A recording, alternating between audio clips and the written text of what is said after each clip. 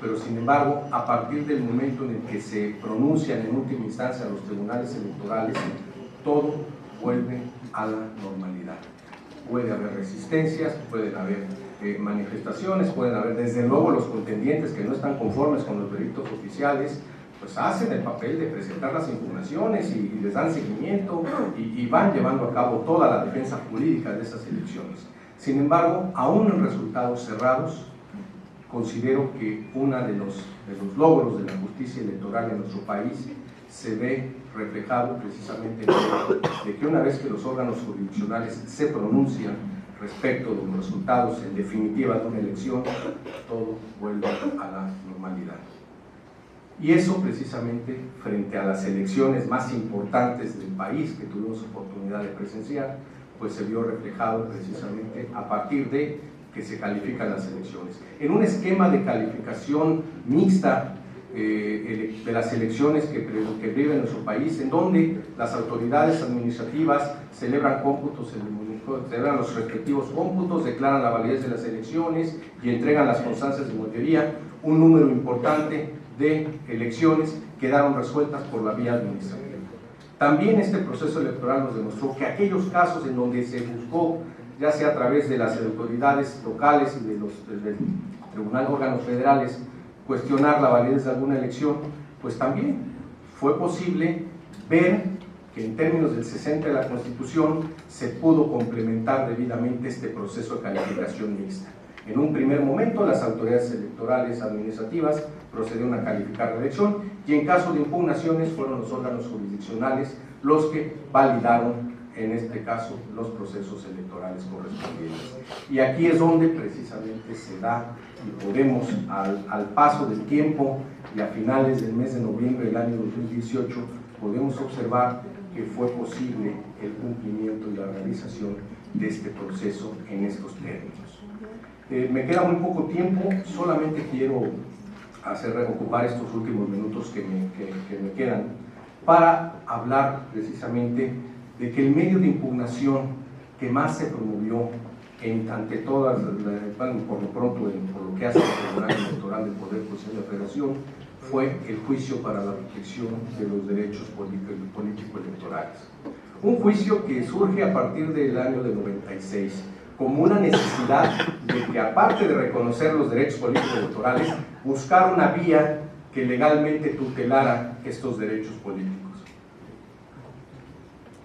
Desde 96 hemos podido advertir que la protección ciudadana ha quedado de manifiesto a través de este sistema de medios de impugnación.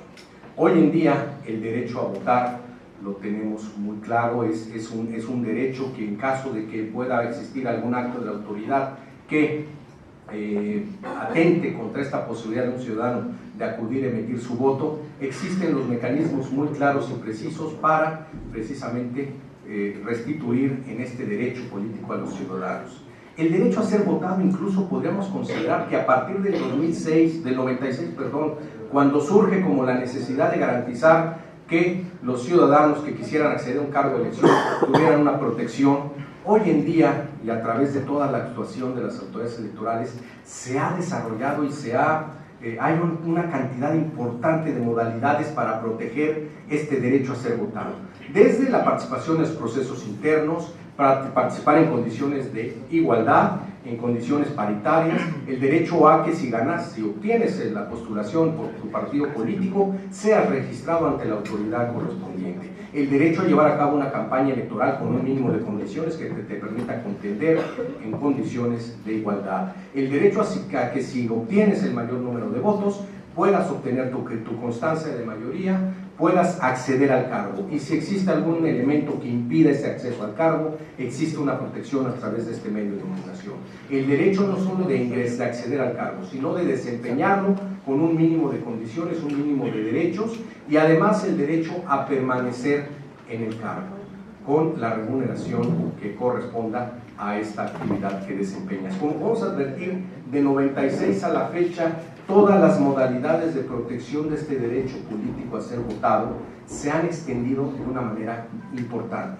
Pero también Una vez resuelto este derecho, hemos tenido la oportunidad de trabajar a partir de las necesidades de justicia de los ciudadanos en situaciones que no eran en su momento o no estaban planteadas en el diseño original del juicio ciudadano. Hemos tenido la oportunidad de advertir cómo se ha pasado a la protección de la participación política de las mujeres, cómo se ha garantizado, de manera tal que de un sistema de cuotas muy tímido, muy timorato, por decirlo de alguna manera, en un principio, hoy en día podemos constatar y podemos sentirnos muy orgullosos de que la participación política de las mujeres ha alcanzado niveles prácticamente cercanos o prácticamente en la paridad, como en el caso del estado de Veracruz. Y esto sin duda alguna también ha sido parte precisamente de toda la actividad jurisdiccional, de todas las necesidades de justicia que se han intentado, se han emprendido precisamente por parte de las ciudadanas. Tenemos un reto muy importante ahí. En la medida en que incrementa la participación política de las mujeres, en la medida que se está institucionalizando, en la medida que hoy en día es muy común advertir presencia paritaria en la integración de órganos de representación popular, pues desde luego también surgen prácticas, y hemos podido advertir prácticas que atentan de una u otra manera contra esta participación política de las mujeres.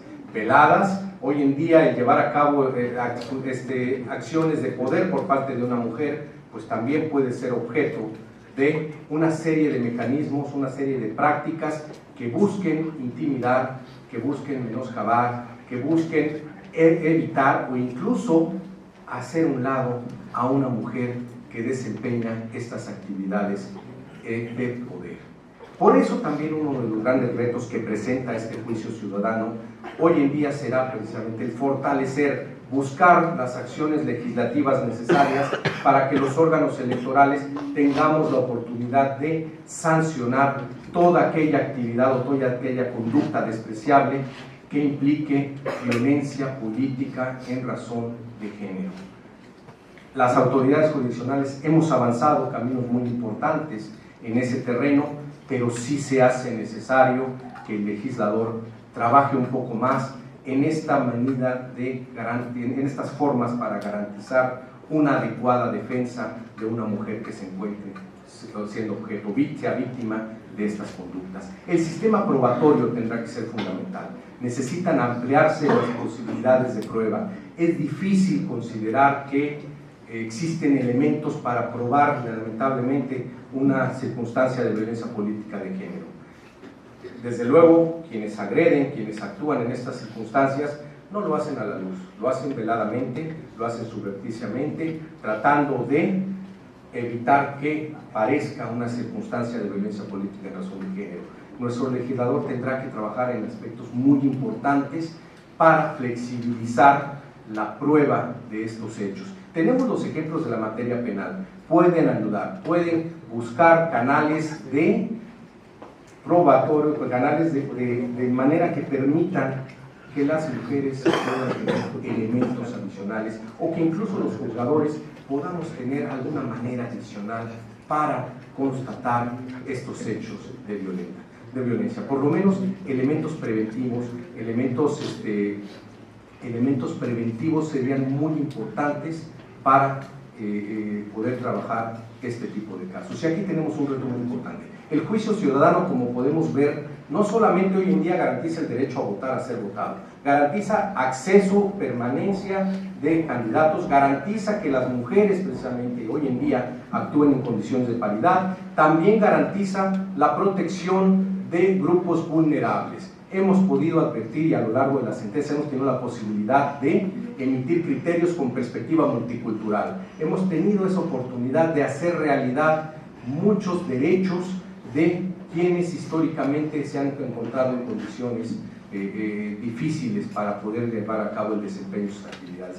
Y ahí es donde también existe un nicho muy importante de oportunidad para trabajar en este juicio ciudadano.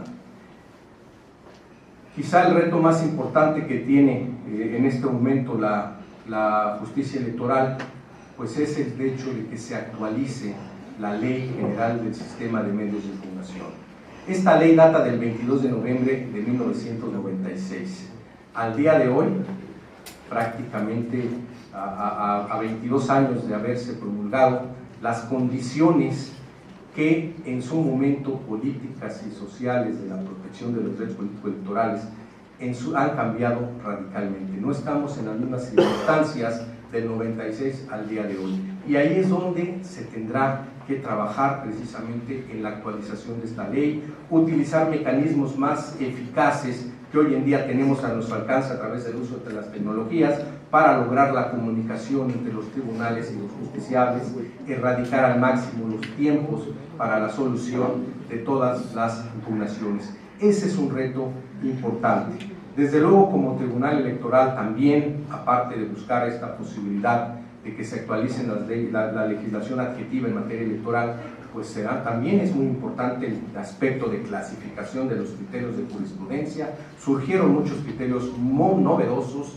y sobre todo muy eficaces para la protección de derechos políticos electorales. No solo basta con emitirlos, sino también con difundirlos y generar lo que yo siempre he llamado el sentido de derecho. Los tribunales hablamos a través de nuestras sentencias, es cierto, pero es muy importante la difusión de estas sentencias, la difusión de los criterios, la difusión de dos aspectos y de los derechos, sobre todo para los ciudadanos. En la medida en que esta difusión se cumpla, los ciudadanos podrán tener la confianza de que existen órganos jurisdiccionales capaces de responder a sus necesidades de justicia. Aquí yo dejaría mi intervención para no abusar del tiempo de mi querido amigo José Oliveros y desde luego estaría atento a cualquier comentario o reacción que en su oportunidad se pueda hacer. Muchísimas gracias. Muchas gracias, licenciado.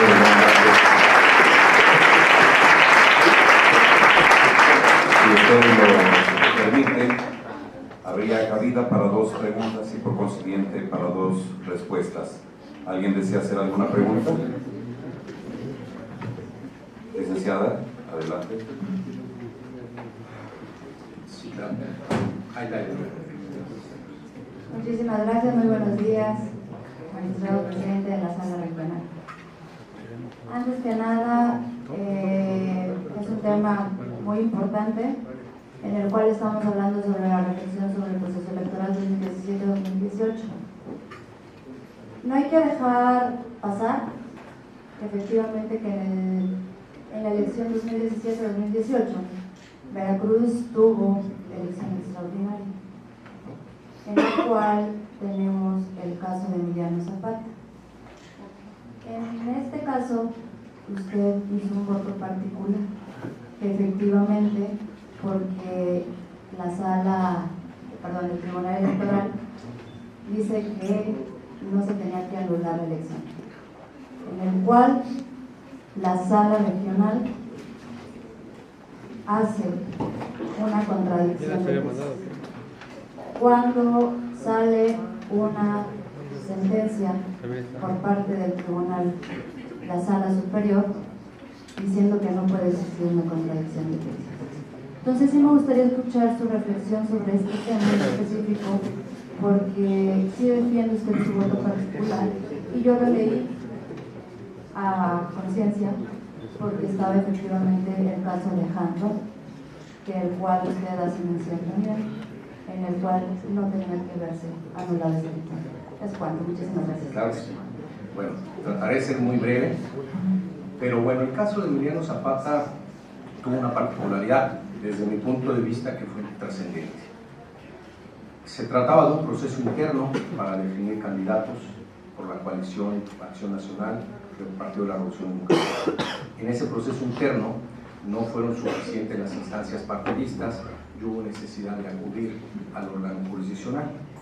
A partir del momento en que se forma un litigio, en este caso hubo una situación que a mí me pareció suficiente para considerar que pudo existir una violación a un principio equitativo.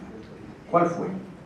La contienda con base en los documentos básicos y en el convenio de coalición tenía a 2 candidatos buscando precisamente la presidencia municipal de este ayuntamiento. Ya había quedado solventada una elección desde mi punto de vista al interior de esta coalición. Sin embargo, cuando llega la impugnación al Tribunal Electoral, yo sostuve en mi proyecto que este medio de impugnación no se debió admitir, que este medio de impugnación se debió desechar y a partir de esa reflexión, pues desde luego buscar la restitución del candidato que a partir de lo que decidió el Tribunal Electoral local se vio impedido, incluso fue retirada su candidatura y se vio afectada en su intervención. Desde luego, esta era para mí la diferencia que podía generar una problemática o un aspecto de equidad o de una afectación al principio de equidad. ¿Por qué? Porque ya venía de una actuación, para mi gusto y desde luego a mi modo de ver, y así lo sancionamos en la sala regional, ya venía una afectación provocada porque indebidamente se había hecho un medio de impugnación que trajo como consecuencia dejar a este candidato sin la posibilidad de hacer campaña electoral. Estaba el caso de Hanron, que desde luego era un precedente, no era jurisprudencia, y nosotros precisamente en el tribunal, mientras no exista una jurisprudencia, no existe un criterio de carácter obligatorio. A partir de esa reflexión y tomando en cuenta